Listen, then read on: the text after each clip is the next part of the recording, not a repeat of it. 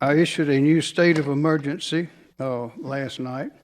It goes into effect just before midnight last night. It is a new and distinct order to address a new phase in the corona defense and the efforts that we have. And this one will focus again on, as we go along, we're focusing on different situations. The situation with the virus has changed from the beginning to now. As I've heard me say before, we know more about it now than we did then.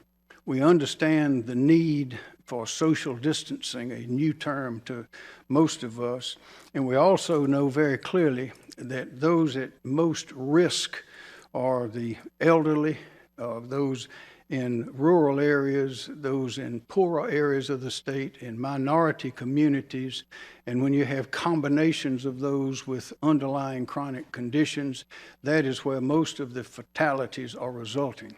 So we are bearing down hard on those. As you know, DHEC began a systematic approach to testing every nursing home in the state.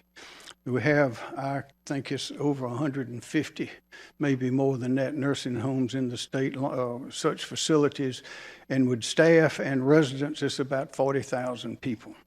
And because of that effort, because of that enhanced effort, because of the fact now we have now over 200 places where people can get tested for free, whether they have any symptoms or not. Without pre-screening, they can get tested.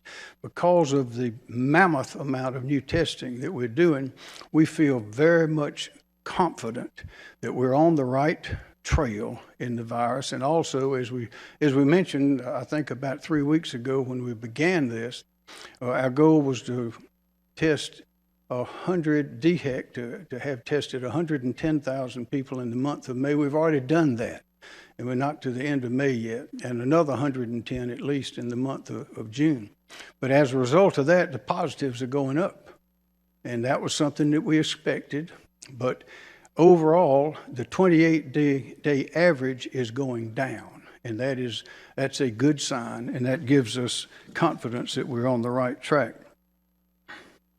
The emergency declaration does a number of things. It concentrates on those hot spots, on the tracing that are being done of those who test positive, but also it allows us to continue to combine the resources of the state agencies in new ways, usually outside of their own area, to go with continue this effort into the virus.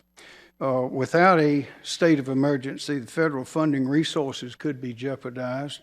As you remember, the Stafford Act, that's the U.S. government, the Stafford Act requires a governor declaration of emergency in order to access those federal resources, mainly money. So that's what we're doing.